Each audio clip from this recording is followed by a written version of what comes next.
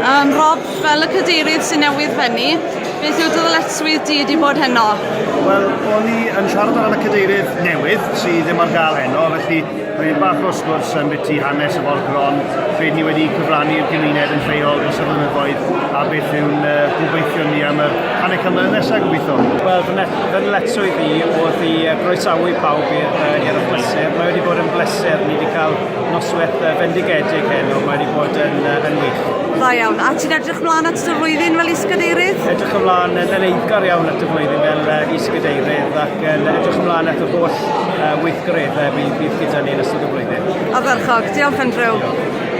Mae'n rhaid i fi enjoyo yn Llanberino yn cwmni bobl Llambed a'r Cylch yn cynio round table i ddathlu hanner can mlynedd. Bydd bod bleser bod yma. Da iawn. Diolch yn fawr iawn i chi am ddod. Diolch yn fawr. Bleser.